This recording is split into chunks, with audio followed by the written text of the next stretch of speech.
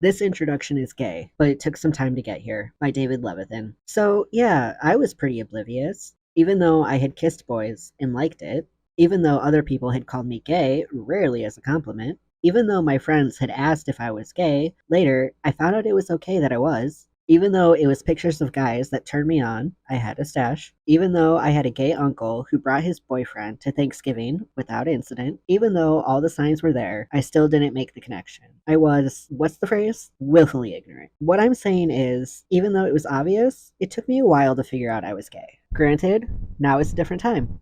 At this point, even 5 years ago is a different time. But the timeless reason I was so clueless was this: I couldn't recognize the clues. And since I didn't recognize them, I couldn't find them until I did. For me, it was a quote in my college newspaper. A fellow student was interviewed about how he knew he was gay, and his answer was simple. He said that whenever he fantasized, he thought about being with guys. And I thought, oh, yeah, that. I gathered more clues. I pieced together more answers. It got easier and easier. I was fine. No, better than that. I was who I was meant to be. When I was in high school, there's no way a book like this would have made it to me. But what if it had? I imagine I would have figured out things sooner. I would have been less clueless, because this is, if nothing else, an extraordinarily helpful book of clues. And here's the thing about clues: they don't tell you what to do, but they do show you what you can do. This book is gay, but you don't have to be gay in order to read it. Whether you're curious about the gay people in your life, clue, they're there, questioning your own identity, or very sure of your own identity, thank you very much, but a little lost in the ins and outs of,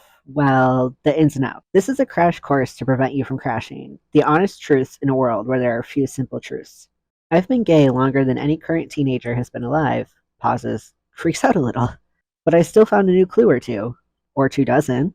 When I travel, I love to read guidebooks first to hear what other people have to say about where I'm going before I get there. Then, when I arrive, I close the guidebooks and have my own experience of the place. So, think of this as a handy guidebook. Take in what it has to say. See what it helps you figure out. Then close it and experience. I promise, there's a lot to experience.